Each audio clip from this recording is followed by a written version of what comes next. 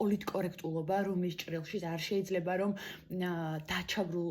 ჯგუფებზე, რაიმე თქვა და ერთ-ერთი დაჩაგრული ჯგუფი ქალების, ფერადკანიანების და ასე შემდეგების გვერდზე არიან ეთნიკური უმცირესობები. არ შეიძლება რომ მათზე ხმა ამოიღო და ეს არის აი ამ თანამედროვე ლიბერალიზმის განუყოფელი ნაწილი. რა შედეგებამდე მიგვიყვანა ამ ყველაფერმა დიდ ბრიტანეთში? შედეგი იყო ის, რომ დაახლოებით 90-იანი წლებიდან 2013 წლამდე 10,000-ობით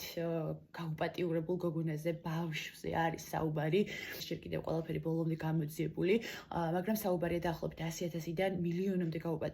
გაუპატიურების кейსზე, რომელიც ხდებოდა ჩრდილოეთ ინგლისში და ეს ყველაფერი ამაზე დიდი ტრაგედია ერთადერთი აი ამ საკითხთან დაკავშირებით შეიძლება ყოფილიყო ის, რომ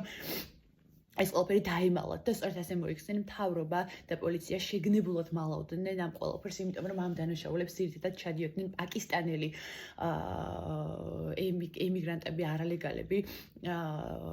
ემიგრანტები ზოგიერთი ლეგალურადაც ცხოვრობდა და უბრალოდ ამ ყველაფერს მიჩქმალვა ხდებოდა, რომ არ გამოეწვიათ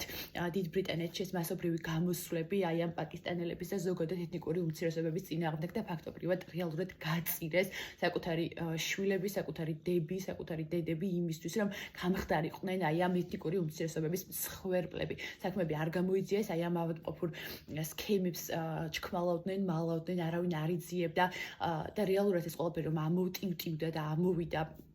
ასე ვთქვათ, ფსკერზე, სანამ ამოტივტივდებოდა ძალიან ბევრი, დაიჭერა ძალიან ბევრი ჟურნალისტი, რომელიც ამის გამოძიებაზე მუშაობდა, გააჩუმეს ძალიან ბევრი ადამიანი, ამის ძალიან კარგი მაგალითია ტომი რობინსონი, რომელიც ერთი დიდი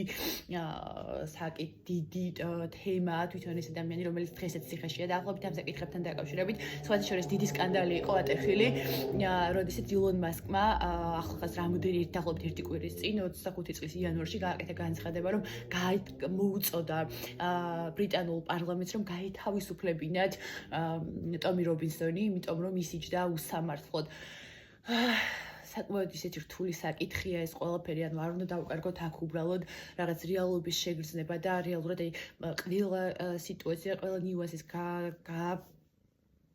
გაშიფრვა და გაანალიზება უნდა მოხდეს. მე არ ვარ არც ერთი ჯგუფის დემონიზირების მომხრე, არც იმათი, არც ამათი, არც პოლიტიკური ჯგუფების დემონიზირების მომხრე არ ვარ ხოლმე ხანდახან, მაგრამ ეს შემთხვევა ის იმდენად კომპლექსური საკითხია, რომ ამ ყველაფრის შესწავლა უნდა მოხდეს განსაკუთრებული სენსიტიურობით.